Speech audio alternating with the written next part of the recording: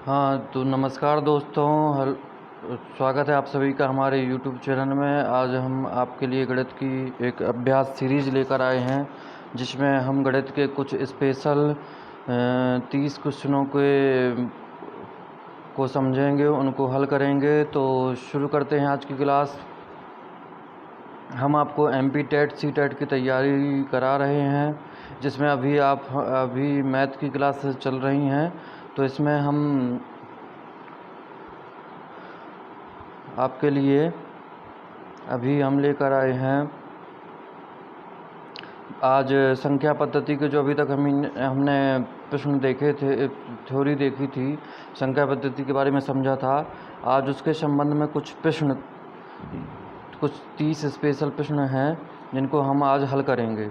तो सबसे पहला क्वेश्चन है आपकी स्क्रीन पर कि आप बताइए कि 98756082 का अंतर्राष्ट्रीय पद्धति में नाम किस प्रकार लिखा जाएगा। 98756082 यानी हम इनको, जो ये संख्या दी है, इसको अंतर्राष्ट्रीय पद्धति में कैसे लिखेंगे। तो हम देखें कि अंतर्राष्ट्रीय पद्धति में कैसे संख्याओं को लिखा जाता है। तो हम जानते हैं कि अंतर्राष्ट्रीय पद्धति में संख्याओं को पहले हम इकाई में लिखते हैं। इकाई के बाद हम बात करते हैं तो इकाई के बाद आता है हज़ार, और हज़ार के बाद आता है मिलियन, उसके बाद बिलियन। इस तरह हम अंतर्राष्ट्रीय पद्धति में संख्याओं को लिखते हैं। तो यहाँ पे हम देखते हैं कि पहला और दूसरा जो आपका दिया हुआ है प्रश्न, इसमें आपको पहले और दूसरे प्रश्न में आपको जो ऑब्जेक्टिव दिए हैं, पहले और दूसरे ऑप्शन जो दिए हैं, इनमें लाखों में संख्याओं का मान दिया गया है। लाख, 98 लाख और 9 लाख। तो देखिए, तो अंतर्राष्ट्रीय पद्धति में ये हम जानते हैं कि अंतर्राष्ट्रीय पद्धति में संख्याओं को लाख में नहीं लिखा जाता है। हम लिखते हैं इकाई में, उसके बाद हम हज़ार में लिखते हैं, उसके बाद हम मिलियन में लिखते हैं। तो यहाँ पे एक बात तो स्पष्ट है कि ये जो दो ऑप्शन हैं, ये हमारे गलत हो जाएंगे। इनके बाद के ऑप्शनों के लिए हम हल करते हैं इसको। तो हम इसमें 3-3 के जोड़े बनाएंगे। तो पहला जोड़ा बनेगा 082 का, जो आएंगे इकाई में, और उसके बाद जोड़ा बनेगा इस संख्या में 756 का, जो आएगा हमारा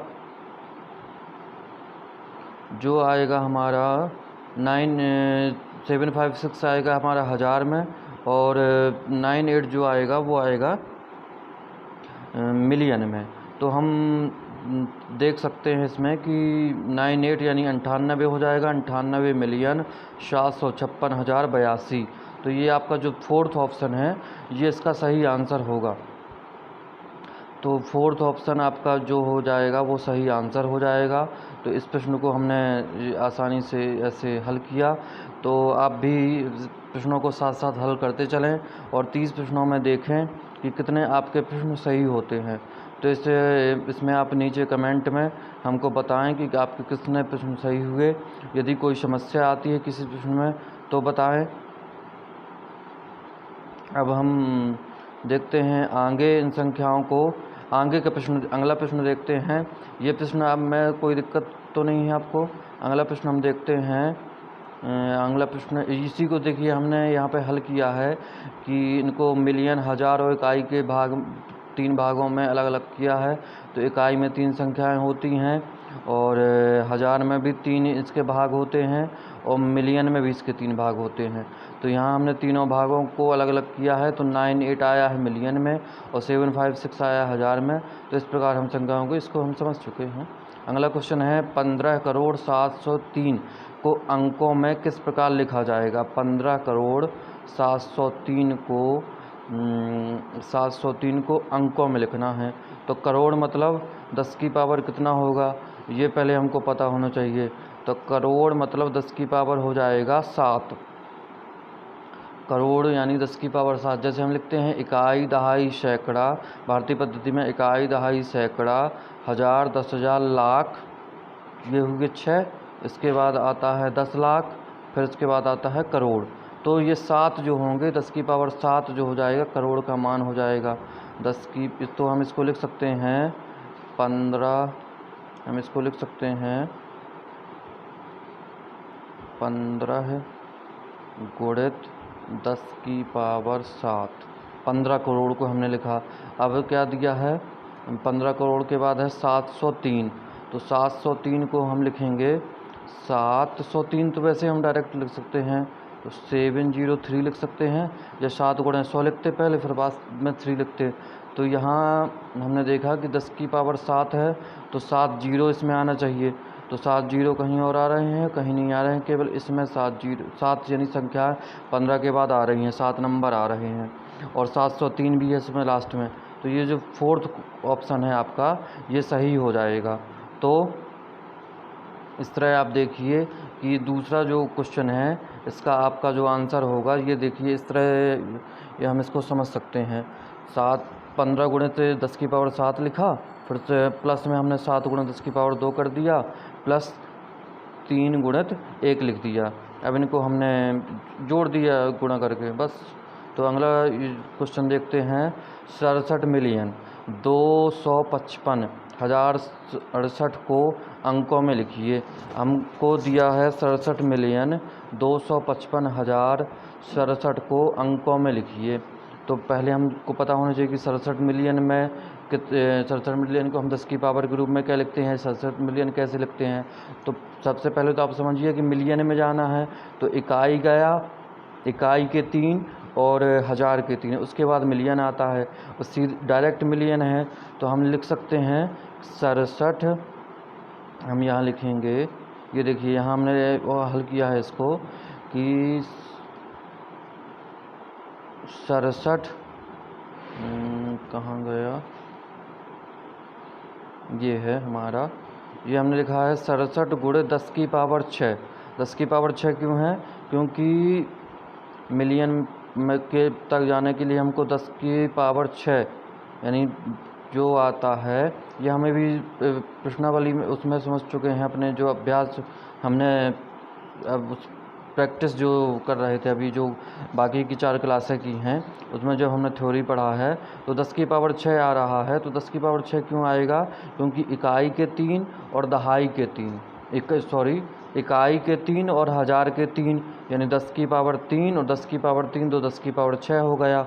उसके बाद आता है हमारा मिलियन, तो 10 की पावर 6 हमने लिखा, और ये ऐसे हम काउंट कर सकते हैं, तो 1 2 3 4 5 6 जीरो होंगे, तो 10 की पावर 6 हमने लिख दिया। अब गुणित में हम क्या करेंगे, उसके बाद है 200, उसके बाद 200 है, तो 2 गुणे 10 की पावर 2 लिख दिया। गुणित 255,000 है, तो 10 की पावर 3 हमने लिख दिया। और उसके बाद 55 गुणे 1000, 55 भी 1000 में है, तो 55 गुणे 10 की पावर 3, और 67 इकाई में, तो 67 गुणित 1 कर दिया। इस प्रकार आप इसका आंसर निकाल सकते हैं, 67 255 0 67, ये इसका आंसर हो जाएगा। ये देखिए फोर्थ आंसर इसका सही हो जाएगा। तो तीसरे का फोर्थ, तो आपका जो आंसर सही आ रहा है, जिस प्रश्न का जो आंसर सही आ रहा है वो आप लिखें नीचे कमेंट में।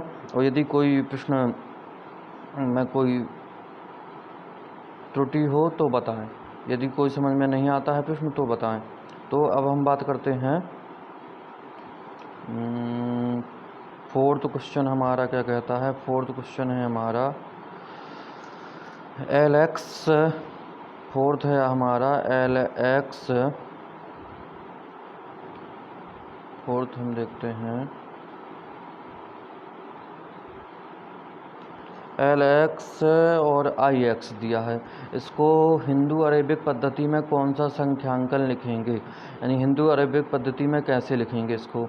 तो LX है, तो L मान होता है किसका, L मान होता है 50 का, तो 50 हो जाएगा, प्लस में 10 हो जाएगा, प्लस में अब ये क्या है IX, यानी X के पहले I आया, यानी बड़ी संख्या के पहले छोटी संख्या आई है, तो हम इसको लिखेंगे 10 और माइनस कर देंगे 1, ठीक है। तो ये 50 10 60, और ये 10 माइनस 1 हो जाएगा 9, यानी ये हो जाएगा 69। तो हम 69 को लिखेंगे LX IX। दो चीज़ें हम समझ सकते हैं यहाँ पे कि 69 को LX IX लिखेंगे, और LX IX को 69 लिख सकते हैं। तो इसका जो आंसर होगा सेकंड नंबर का जो ऑप्शन है वो हमारा सही होगा। अब इसके बाद देखते हैं 99 के पूर्ववर्ती की परिवर्ती संख्या क्या होगी।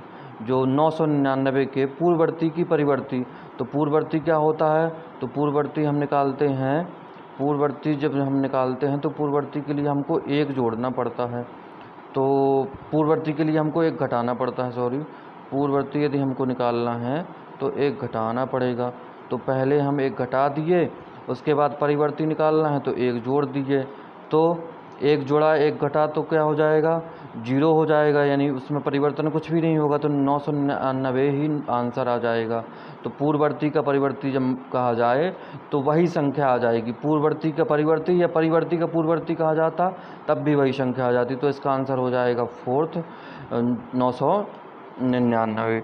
अब इसके बाद हम देखते हैं 6 नंबर का क्वेश्चन है हमारा, 98 को रोमन पद्धति में किस प्रकार लिखा जाएगा।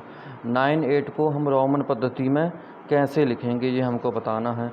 तो पहले हमको पता होना चाहिए कि पहले हमको ये जानना चाहिए कि हम 9 यानी 90 कैसे लिखेंगे।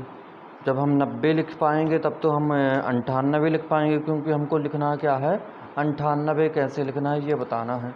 तो इसमें सबसे पहले हम क्या करेंगे कि इसको कैसे लिखेंगे, ये संख्या कैसे बनी है, ये सबसे पहले हम समझेंगे कि 98 कैसे बना। तो हमको यदि हम ऑप्शन में देखें, हम डायरेक्ट लिखते हैं कि हम 98 कैसे लिखेंगे। सॉरी,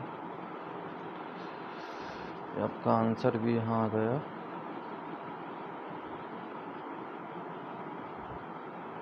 ये है हमारा क्वेश्चन नंबर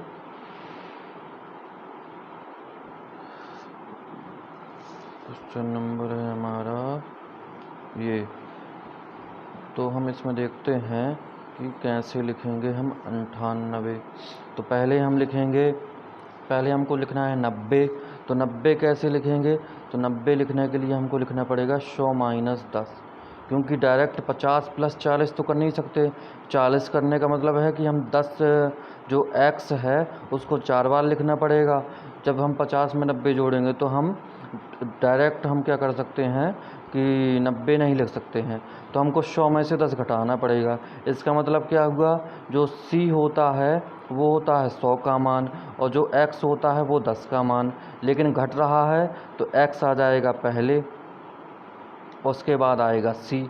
तो हमने ये तो लिख लिया 90 कैसे लिखेंगे। अब 8 को और लिखना है, तो 8 को कैसे लिखते हैं, हमने पहले 5 लिख दिया और उसके बाद 3 i लिख दिए। 3 बार i को लिखा जा सकता है, तो ये बन जाएगा हमारा xc और v जो होगा वो हो जाएगा आंसर हमारा। तो थर्ड जो इसका ऑप्शन है वो हमारा सही आंसर हो जाएगा। इस प्रकार हम 98 को लिख सकते हैं। ये आपका ऑप्शन यहाँ पे आंसर दिया हुआ है। 98 को हम थर्ड xc v से लिख सकते हैं। अब हम देखते हैं अगला, 4 अंकों की बृहत्तम संख्या, बृहत्तम यानी बड़ी और न्यूनतम संख्याओं का योगफल। तो पहले हमको निकालना पड़ेगा कि 4 अंकों की बड़ी संख्या क्या होती है। तो 4 अंकों की बड़ी बताया है हमको कि 4 अंकों की बड़ी संख्या, 4 अंकों की बड़ी संख्या और न्यूनतम संख्या। तो बड़ी संख्या कैसे लिखते हैं, हमने बताया था आपको कि 4 बार यदि जितनी भी बड़ी संख्या निकाल ली हैं तो उतनी बार आप 9 लिख दीजिए। तो 4 अंकों की बड़ी संख्या निकाल ली है तो 4 बार हमने 9 लिख दिया। अब क्या करेंगे, न्यूनतम संख्या निकाल ली है 4 अंकों की, तो सबसे पहले 1 लिख दिया, उसके बाद जितने अंकों की निकाल ली हैं उतने 0 लिख देना है, उससे 1 घटा के 0 लिख देना है। तो इस प्रकार हमने लिख दिया 1000।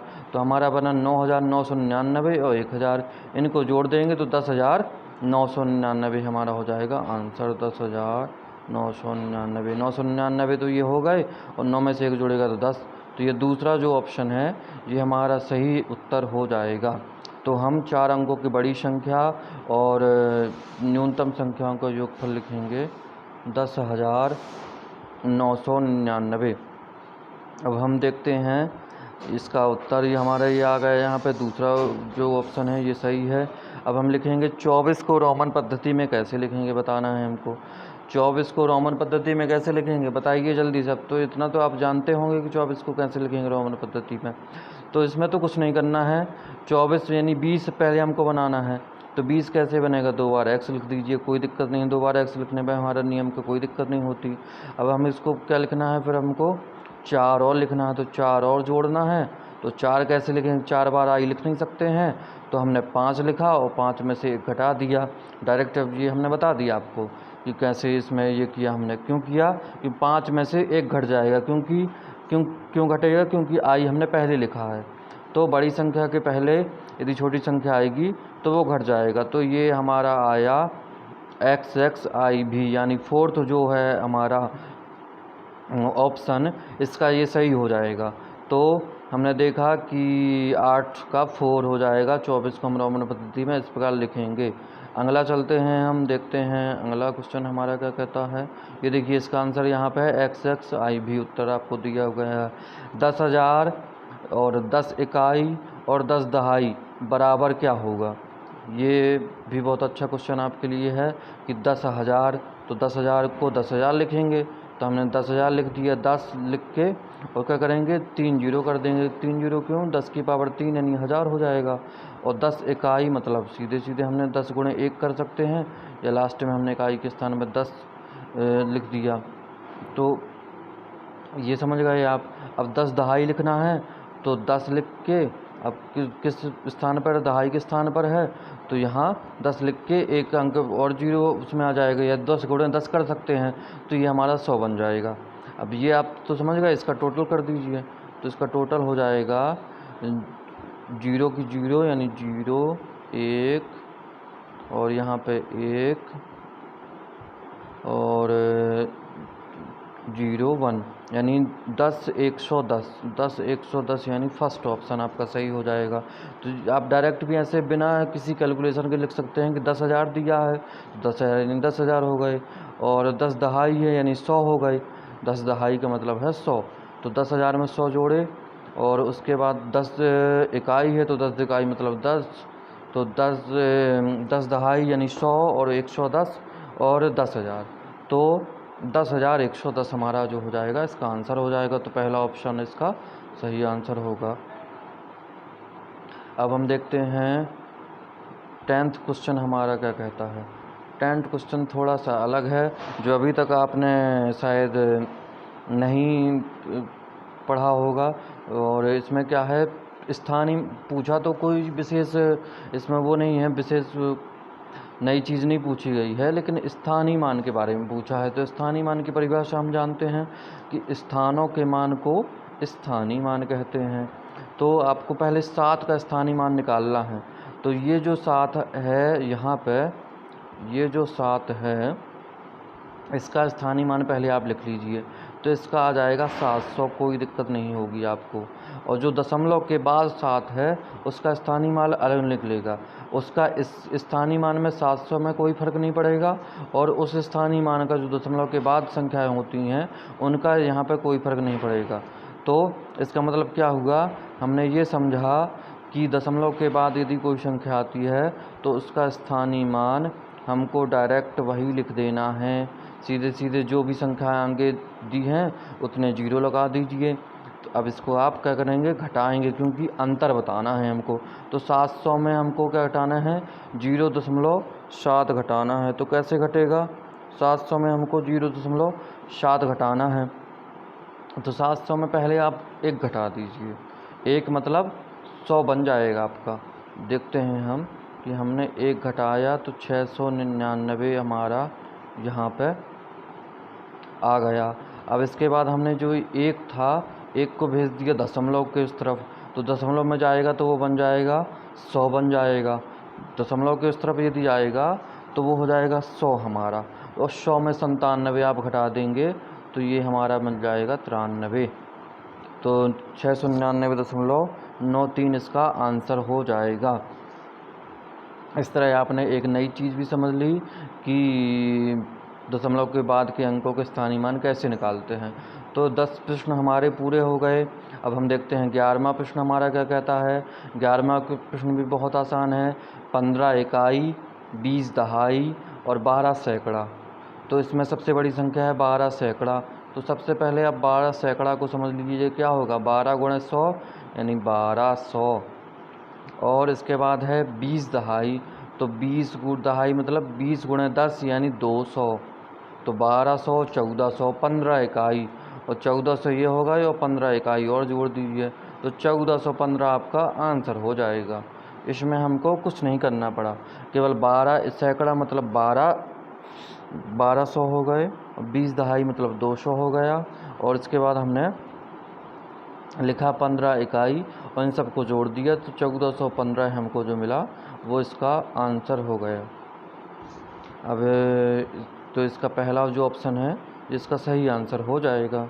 अब हम इसके बाद हम देखते हैं अगला क्वेश्चन। ये इसका आंसर देखिए यहाँ पर दिया है आपको, 1 से 100 तक की संख्याओं में कितनी बार शून्य आएगा।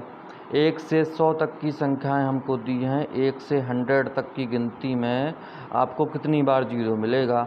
तो 1 से 9 तक यदि हम देखें तो एक भी जीरो नहीं मिलेगा, और 11 से 19 तक देखें तो एक भी जीरो नहीं मिलेगा। तो हम समझ गए कि 10, 20, 30, 40, 50, 60, 70, 80 जो हैं इनमें हमको जीरो मिलेंगे। तो ये कितनी बार आएगा, जब एक बार पर गिनती पूरी होगी तो 10 आएगा, फिर 2 बार गिनती पूरी होगी तो 20 आएगा। तो इस प्रकार 10 बार गिनती होगी तब हम 100 में पहुँचेंगे। तो 10 तो ये हो गए, और जो 100 होता है उसमें 2 बार जीरो आता है, तो 10 और 1 11, 10 बार तो हो गया, और एक ये हमारा 11वां हो गया। 100 यानी जो हमारा 100 है इसमें 2 बार आएगा जीरो। तो हमको पता चल गया कि जो 10 तो सभी में आएगा यानी एक एक, और एक हमने मान लिया एक हमारा जुड़ गया अतिरिक्त जो है वो हो गया 100 का, तो हमको मिल गए 11। यानी 1 से 100 तक की संख्याओं में 11 जीरो आएंगे, यानी 12वें का तीसरा जो ऑप्शन है वो सही हो जाएगा। तो इस तरह हमारे 12 क्वेश्चन पूरे हो गए। अब देखते हैं इसका आंसर ये है। अब 1 से 30 तक की संख्याओं में अभाज्य संख्याएं बताइए। 1 से 30 तक की संख्याओं में यानी 1 से 30 तक की गिनती में कितनी अभाज्य संख्याएं होंगी। तो अभाज्य संख्या किन्हें कहते हैं, जिनके टुकड़े नहीं होते, जिनको हम टुकड़े टुकड़े में या तोड़ नहीं सकते या गुणनखंड नहीं कर सकते, उनको हम कहते हैं अभाज्य संख्याएं। अभाज्य संख्याएं मतलब वे संख्याएं जो स्वयं से और एक से, इसके अलावा किसी से विभाजित ना हो। अतः वे संख्याएं जिनको वो स्वयं पहचानती हों और कोई और पहचानता हो, वही क्या होगा, अभाज्य होगा। तो हमको अब बताना है कि 1 से 30 तक की संख्याओं में कितने अभाज्य संख्याएं होंगी। तो आप गिनती गिन लीजिए।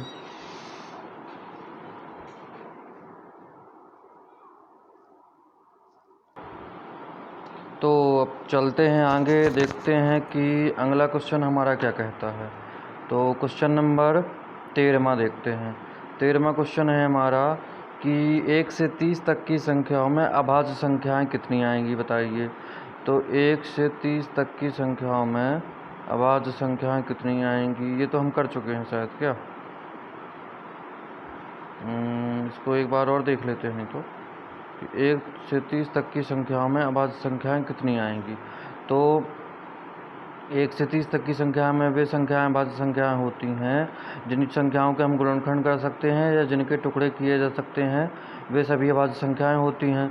तो 1 से 30 तक की बीच कितनी अभाज्य संख्या होंगी ये हमको बताना है। तो आप देखिए कि अभाज्य संख्या कौन कौन सी 1 से 30 के बीच में।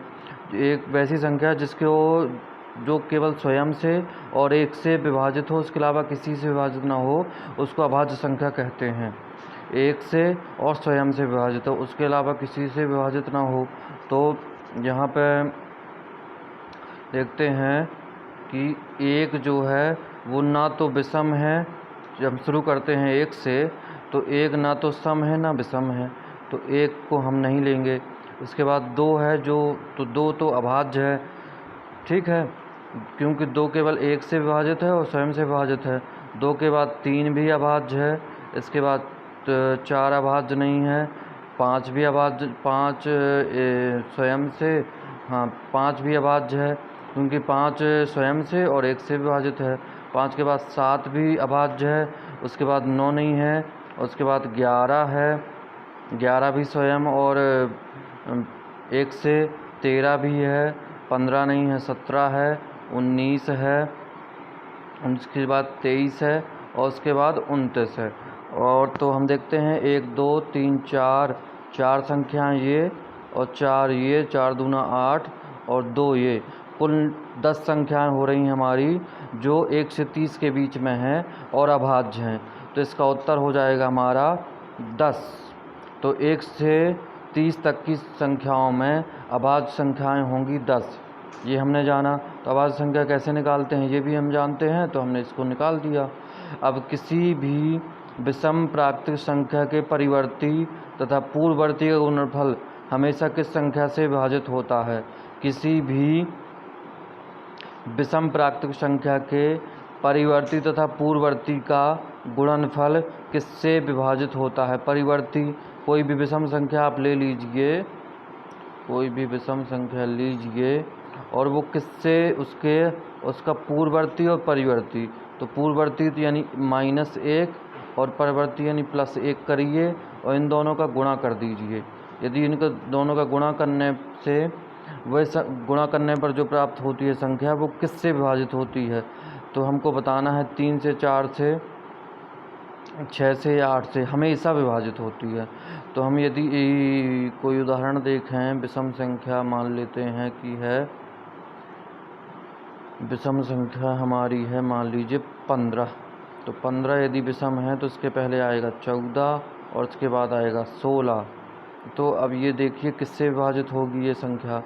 तो 16 और 14 का आप पहले कर लीजिए गुणा, तो ये हो जाएगा 16 गुणा 10 करेंगे तो 160 और 16 चौका 48, तो ये मिल जाएगा हमको। यदि डायरेक्ट देखें तो 208। तो 208 आप इसमें समझ सकते हैं कि किससे विभाजित होगा। तो हमको केवल इनका दोनों का गुणा करना है, परिवर्ती और पूर्ववर्ती का। तो हमेशा किससे विभाजित होता है? तो इसका आंसर होता है 8। इसका आंसर होगा 8। क्यों? ये नियम होता है किसी भी प्राकृतिक संख्या का परिवर्ती तथा पूर्ववर्ती का गुणनफल हमेशा 8 से विभाजित हो ही जाएगा। कभी कभी देखेंगे आपकी न 3 से होगा, न 4 से होगा, न 6 से होगा, लेकिन 8 से हमेशा विभाजित हो जाएगा। अब इसके बाद हम देखते हैं अगला क्वेश्चन, 7 और 13 के बीच में कितनी अभाज्य संख्याएँ होंगी? तो 7 और 13 के बीच में कितनी अभाज्य संख्याएँ होंगी? 7 और 13 के बीच में कितनी परिमेय संख्याएँ होंगी? हमारा प्रश्न है 7 और 13 के बीच में कितनी परिमेय संख्याएँ होंगी? तो किन्हीं भी दो संख्याओं के बीच में अनंत परिमेय संख्याएँ होती हैं। तो 7 और 13 के बीच में यदि संख्याएँ देखो तो केवल 6 आएंगी, 8 9 10 11 12 13। लेकिन हम जानते हैं कि दो परिमेय संख्याओं के बीच में दो परिमेय संख्याओं के बीच में अनंत संख्याएँ होती हैं। तो इसका उत्तर हो जाएगा अनंत, यानी ऑप्शन नंबर 3 इसका सही आंसर होगा। तो हमने देखा 5, 7 और 13 के बीच में कोई भी संख्या पूछी जाए आपसे तो आपको उत्तर होगा आपका 13। अब 10 फिर है 9 9, 5 बार 9 है कि परिवर्ती। तो इसको पढ़ सकते हैं इकाई, दहाई, सैकड़ा, हज़ार, 10,000, लाख और 10 लाख, यानी 10,99,999 की परिवर्ती संख्या क्या होगी? तो परिवर्ती मतलब प्लस कर देना है हमको, +1 कर देना है यहाँ पे। तो +1 कर देंगे यदि हम, तो इसमें क्या हो जाएगा, ये 0 हो जाएगा, फिर हासिल जुड़ेगी तो ये 0 हो जाएगा, ये 0 होगा, यानी ये जितने 9 हैं सब 0 हो जाएंगे, यानी 10 बन जाएंगे। और उसके बाद ये जो 1 है तो हासिल जाएगी आगे, तो ये हो जाएगा 11। तो ये 4th जो आपका ऑप्शन है ये सही उत्तर इसका हो जाएगा, यानी 11 इकाई, दहाई, सैकड़ा, हज़ार, 10,000, लाख, 10 लाख, यानी 11 लाख इसका जो उत्तर हो जाएगा 4th नंबर, ये आपका सही उत्तर हो जाएगा। तो इसका जो होगा 3rd, इसमें 4th लिखा है, ये 3rd लिखना है यहाँ पे। ये 3rd जो इसका ऑब्जेक्टिव है ये सही आंसर होगा।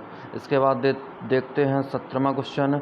17वां क्वेश्चन है 536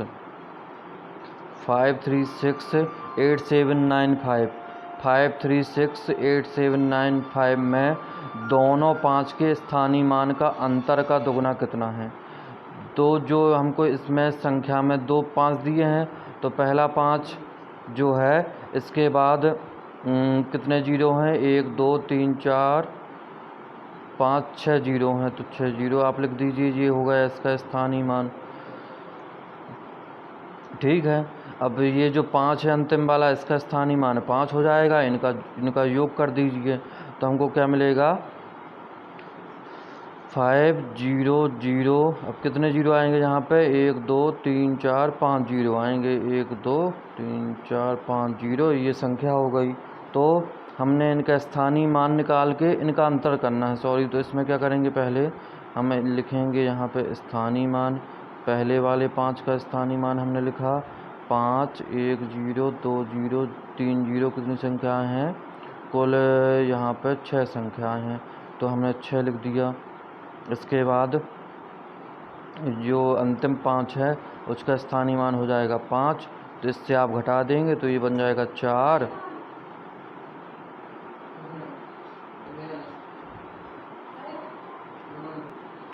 तो इसमें हम क्या करेंगे कि सबसे पहले हमको पहले दोनों पाँचों का स्थानीय मान निकाल के उनको घटा दिया, तो हमको क्या मिला, 4 9 9, कितनी बार 9 आएगा, 1 2 3 4 5 बार 9 आएगा, 5 बार हमारा 9 आया। इसके बाद आ गया 5। अब इनको आप दोगुना कर दीजिए, तो आपको क्या मिलेगा, तो 5 दूना 10, 5 दूना 10। तो ये देखिए जीरो केवल इसमें है और किसी में लास्ट अंतिम में जीरो नहीं है, तो ये आपका ऑप्शन सही हो जाएगा। चाहिए तो आप पूरा गुणा भी कर सकते हैं, लेकिन हम इसी में देख लिए हमने कि 5 दूना 10 होगा, लास्ट में जो अंतिम अंक होगा वो जीरो होना चाहिए, तो पहला जो ऑप्शन है वो आपका सही उत्तर होगा। तो इसका जो हो जाएगा, पहला उत्तर सही हो जाएगा। इसके बाद अंतर्राष्ट्रीय संख्यांकन पद्धति में 40 50 12 38 को किस प्रकार लिखा जाएगा। इसको भी हमको अंतर्राष्ट्रीय पद्धति में लिखना है। तो पहले 3 जोड़ा बने 2 3 8 के, और इसके बाद के 3 जोड़े बनेंगे 5 0 1 के, इसके बाद के 2 जोड़े बनेंगे मिलियन के, यानी 3 इकाई के और 3 हमने बनाए हज़ार के, उसके बाद मिलियन के। उसके बाद यदि एक और अंक होता तो वो भी मिलियन में आता। तो इस प्रकार हमने देखा कि ये संख्या हमारी बनी 40 मिलियन, पहले तो हम लिखेंगे, फिर 500 1 हज़ार, और 200 जो 238 है वो आएगा इकाई में, 38 तो ये जो तीसरा ऑप्शन है 40 मिलियन 500 1 हज़ार 501 हज़ार, ये होगा हमारा सही उत्तर 501 हज़ार 238। तो इस ये जो 18वां क्वेश्चन है इसका आंसर हो जाएगा 3rd नंबर। इसमें 4th दिया है, नहीं, इसमें इसका आंसर 3rd ही होगा, ये इसमें गलती है, इसका जो तीसरा ऑब्जेक्टिव है वो सही होगा। इसके बाद हम देखते हैं अगला क्वेश्चन हमारा क्या है। तो हिंदू अरेबिक संख्यांकन पद्धति में 2 अंकी व 4 अंकी संख्याओं का जोड़ बताइए।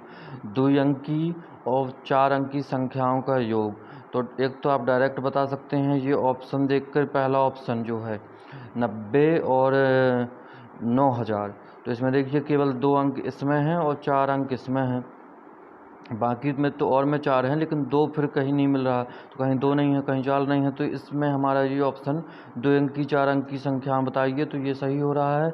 लेकिन इसको हमको निकालना कैसे है ये समझना चाहिए। तो हमको निकालते कैसे हैं 2 अंक की संख्या, तो कुल 2 अंकों की संख्या कितनी होगी ये हमको बताना है। तो 2 अंकों की संख्या कहाँ तक होती है, 100 के पहले तक जो होंगी संख्याएँ वो सभी 2 अंकों की संख्याएँ होती हैं, यानी 100 के पहले तक की सभी संख्या 2 अंकों की होंगी। तो 99 तक के जो नंबर हैं वो सभी उनके 100 के पहले के सभी, यानी 99 तक हम गए। और जो हम देखते हैं 1 से 9 तक के जो नंबर हैं वो होते हैं 1 अंक के, तो 99 में हम 9 घटा देंगे तो हमको 2 अंकों की संख्या मिल जाएगी, यानी 90, ये मिला हमको। अब हमको बतानी है 4 अंकों की संख्या कितनी होती हैं। तो जो हमारा 1000 होता है वो बनता है कहाँ गया, हाँ, जो हमारा अब हमको 4 अंकों की संख्या बनानी है, तो 4 अंकों की सबसे बड़ी संख्या होती है हमारी 4 अंकों की सबसे बड़ी संख्या 9999 ये होगी। और इस 3 अंकों की संख्या, जो सबसे पहली 4 अंकों की संख्या वो होगी 1000। तो इनके बीच के जो नंबर आएंगे वो होंगे, क्या होंगे वो होंगे 4 अंकों के। तो 9999 में 1000 घटाएंगे तो 8999 बचेगा, लेकिन इसमें ये शामिल नहीं होगा, तो एक जोड़ देंगे तो हमको मिल जाएगा कुल 4 अंकों की संख्या यानी 9000। तो इस तरह हमने देखा कि पहला ऑप्शन हमारा सही होता है। तो 4 अंकों की संख्या 90 बनेगी कुल, और 2 अंकों की संख्या बनेगी 90 और 4 अंकों की संख्या बनेगी 9000। अब अगला इसका उत्तर देखिए पहले का, इसका जो उत्तर हुआ आपका 19 का पहला हो गया। अब राजेश किस दिए गए अंकों 6 7 और 6 2 7 7 4 3 ये जो अंक दिए गए हैं, इनसे राजेश एक सबसे बड़ी संख्या बनाना चाहता है, लेकिन शर्त है कि विषम संख्या 2 बार और प्रत्येक सम संख्या 1 बार प्रयुक्त होनी चाहिए। विषम संख्या 2 बार प्रयुक्त होनी चाहिए और सम संख्या 1 बार प्रयुक्त होनी चाहिए। तो हम देखते हैं कि इसमें सम यानी सबसे बड़ी संख्या कैसे बनेगी। जब इसमें सबसे बड़ा अंक है 7, यदि 7 पहले आएगा तो सबसे बड़ी संख्या बनेगी।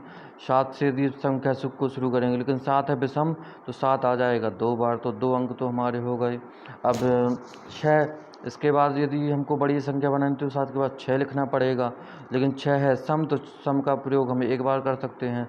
इसके बाद आएगा 4, 6 से छोटी 4 है तो 4 का प्रयोग भी 1 बार करेंगे क्योंकि 4 जो है वो सम है। उसके बाद आता है 3 विषम है तो 3 का प्रयोग 2 बार, और अंतिम जो 2 है उसका प्रयोग 1 बार करेंगे। तो ये हमारी 4 अंकों की संख्या बनेगी 7764 यानी फोर्थ ऑप्शन जो है वो आपका सही उत्तर हो जाएगा। तो इसका उत्तर होगा फोर्थ, ये देखिए। अब इसके बाद हम देखते हैं कि 625321 में 5 के स्थानीय मान अंकित मान, तो इसमें तो कुछ नहीं करना है, 5 का स्थानीय मान निकालना है, तो ये हो जाएगा डायरेक्ट 5000। और अंकित मान निकालना है, अंकित मान यानी जातीय मान, तो अंकित मान जो अंकित हो यानी जो उसकी वैल्यू हो स्वयं की, तो इनको हमको घटा देना है। तो 5000 में से 5 घटा देंगे तो 4995 इसका आंसर हो जाएगा। तो 21वें का जो आंसर होगा 4995। आप लोग भी जल्दी जल्दी आंसर देते जाइए क्योंकि 30 प्रश्न हैं और थोड़ा टाइम हमारा ज़्यादा हो रहा है, इसलिए हम इस प्रश्नों को जल्दी पूरा करेंगे। अब हम देखते हैं इसका आंसर, और ये 22वां क्वेश्चन हमारा क्या कहता है। 22वां क्वेश्चन में भी दशमलव की संख्या के स्थानीय मान निकालना है, केवल दशमलव की संख्या यानी 1 का, दशमलव के बाद है 1, उसका स्थानीय मान निकालना है। तो कैसे निकालेंगे, तो डायरेक्ट जो आपको वो वैल्यू दी है उसको लिख देना है 0.01। कोई भी संख्या यदि इसके पहले होती तो वहाँ 0 है तो 0 लिख दिया, यदि कोई संख्या भी होती तो भी 0 लिखते।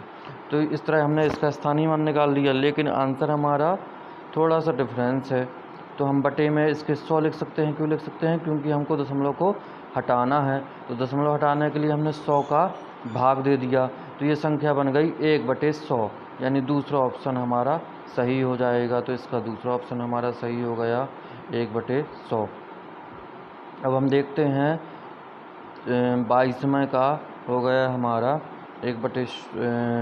22वें का जो उत्तर हुआ हमारा वो हमने निकाल दिया 1/100।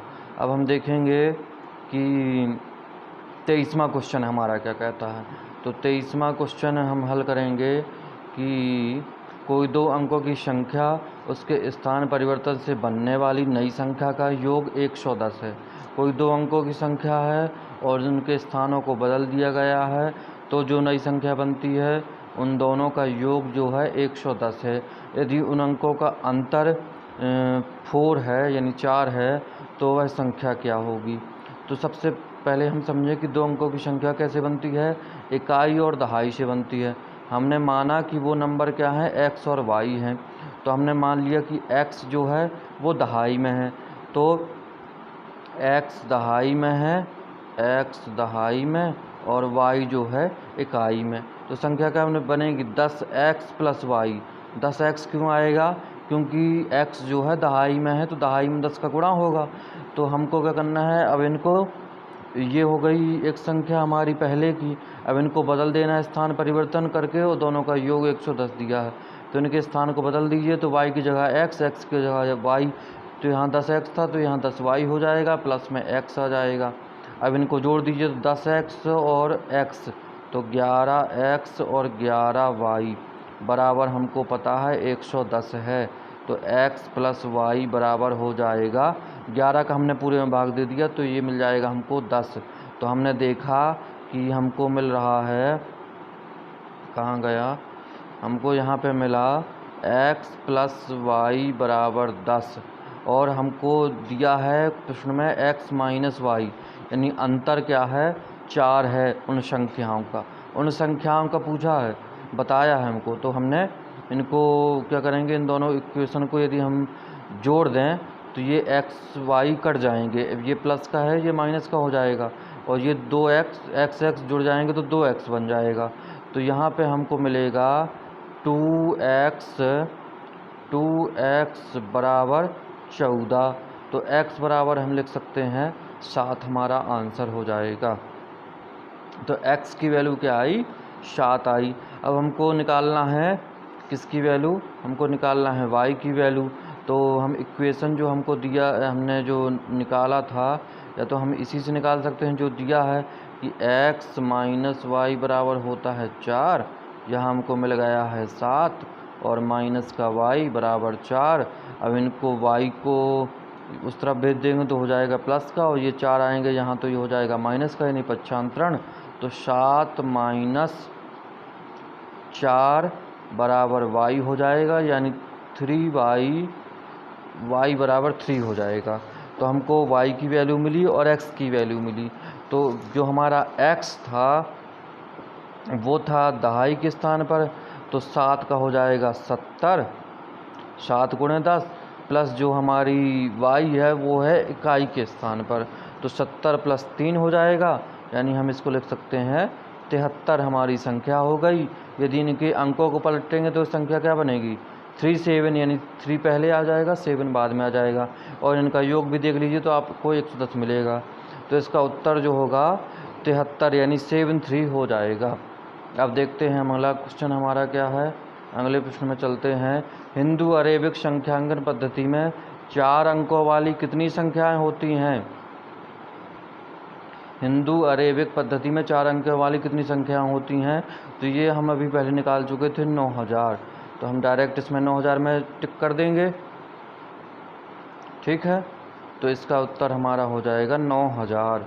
और इसको हम देखते हैं, ये हमारा क्वेश्चन है 407928 को पढ़ा जाएगा, 407928 को। तो इसको सब इसके जो उत्तर हैं सभी दिए हैं, हम देखें तो लाख में दिए हैं। अब इनको पहले जोड़ा बनाते हैं, तो पहला जोड़ा ये बना और दूसरा जोड़ा ये बन जाएगा। 0 से 7 तक यदि हमें भारतीय पद्धति में देखेंगे और अंतर्राष्ट्रीय में देखेंगे तो 4 तक चला जाएगा।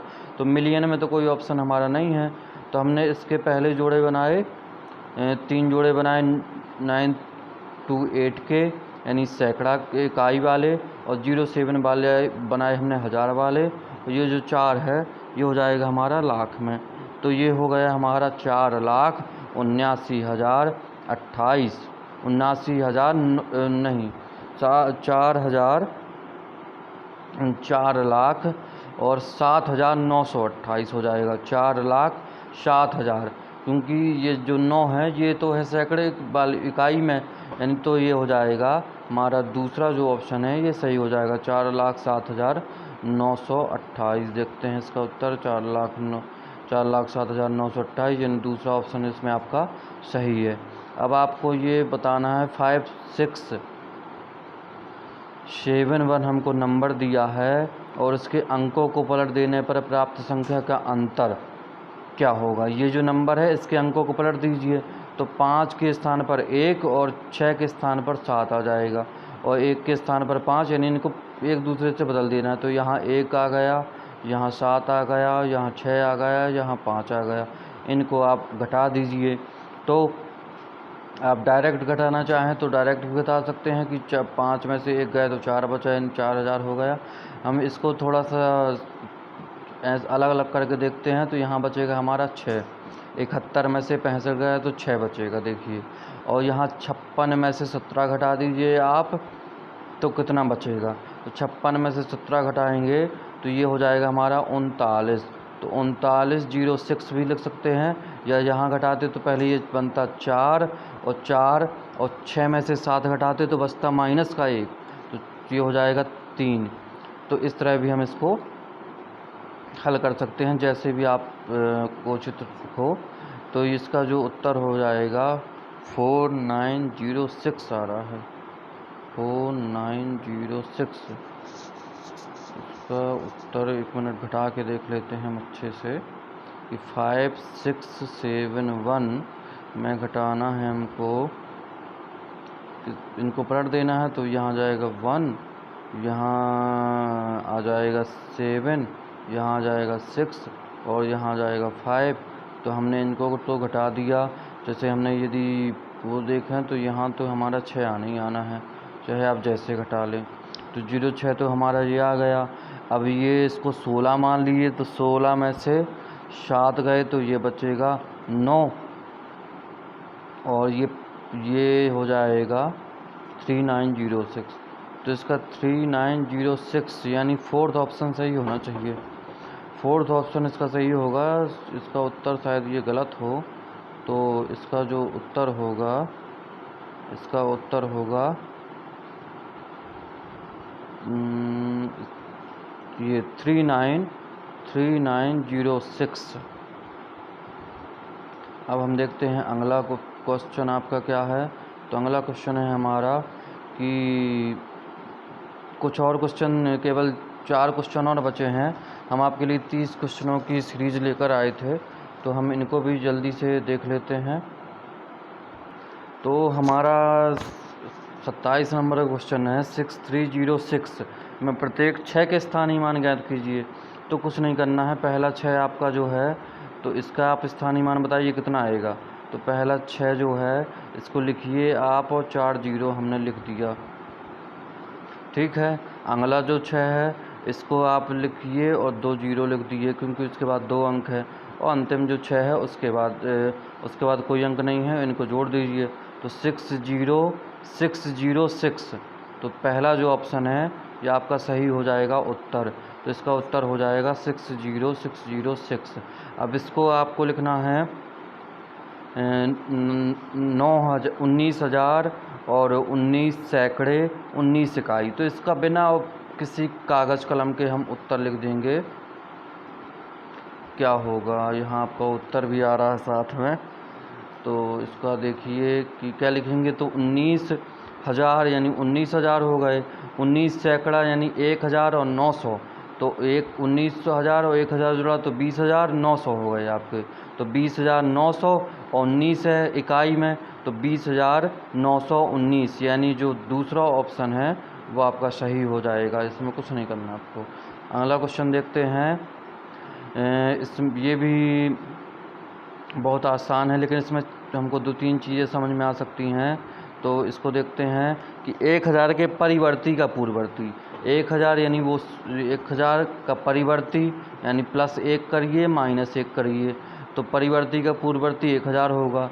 हाँ, ये सही बात है, क्योंकि जो एक जोड़ना है, एक घटाना है। तो एक जोड़ें एक घटाएं तो क्या हो जाएगा, 0 हो जाएगा। तो वहीं के वहीं यानी 1,000 का 1,000 ये आना चाहिए। लेकिन इनको भी देख लेते हैं। तो अगले ऑब्जेक्टिव में है 1,000 के पूर्ववर्ती का पूर्ववर्ती, यानी पूर्ववर्ती का पूर्ववर्ती यानी 1 घटाए फिर 1 घटाइए, तो ये 998 आना चाहिए। तो ये नहीं होगा। 1,000 के पूर्ववर्ती का परिवर्ती, तो पूर्ववर्ती यानी 1 घटाइए फिर 1 जोड़िए, तो ये भी आपका गलत है। फिर 1,000 के पूर्ववर्ती का परिवर्ती, तो 1 घटाएं फिर 1 जोड़ें, तो ये भी आपका गलत है। तो पहला ऑप्शन इसका सही हो जाएगा, पहले ही हमने देख लिया था। अब अंतिम क्वेश्चन है आज का हमारा कि 24-24 में 2 का स्थानीय मान। 24-24 में 2 का स्थानीय मान बताइए। तो केवल आप यहाँ पे क्या करना है, यहाँ एक जीरो लिख दीजिए, यहाँ एक जीरो लिख दीजिए, बस। दो के स्थानीय मानों का योग बताना है, तो इनका योग तो ये यहाँ केवल आप डायरेक्ट जीरो लिख दीजिए, पहले 2000 निकालिए फिर 20 निकालिए, जैसे भी आपको उचित लगे। तो इसका जो उत्तर है हमारा दूसरा सही हो जाएगा। तो इस प्रकार हमारे 20-30 जो आज के प्रश्न थे वो पूरे होते हुए 30 प्रश्नों की सीरीज़ थी जो हमने संख्या पद्धति अभी तक पढ़ी, उसके बारे में कुछ हमने प्रश्न हल किए। तो आपको यदि हमारे वीडियो आपको हमारा वीडियो अच्छा लगा तो हमें आप ज्वाइन कर सकते हैं, हमें सब्सक्राइब करें। टेलीग्राम में आप हमको सर्च करके, यानी हमारे चैनल के नाम से, लर्निंग पॉइंट के नाम से सर्च करेंगे तो आपको हमारा चैनल प्राप्त होगा, उसके साथ आप हम जुड़ें। और व्हाट्सअप हमें कर सकते हैं, आप टेलीग्राम कर सकते हैं इस नंबर पे। यदि आपको कोई दिक्कत होती है, आपको PDF फाइल भी उपलब्ध कराई जाएंगी, आपको बेहतर कंटेंट उपलब्ध कराया जाएगा। इस लॉकडाउन के सीज़न में आपको सब कुछ घर बैठे उपलब्ध किया जाएगा और उपलब्ध कराया जाएगा। और आपका जो टारगेट है, आपका जो गोल है कि हमें शिक्षक बनना है, उसके लिए आपको बेहतर मदद उपलब्ध कराई जाएगी। तो आप हमारे साथ जुड़ें। आपको ये क्लास कैसी लगी उसके बारे में आप हमें बताएं, कमेंट करें, लाइक करें और जितना अधिक से अधिक हो सके शेयर करें। तो आज की क्लास हमारी पूरी होती हुई, तो अगली क्लास में मिलते हैं। अब तो आप सभी का धन्यवाद। जय हिंद। मिलते हैं छोटे से ब्रेक के बाद। भारत माता की जय। धन्यवाद आप सभी का।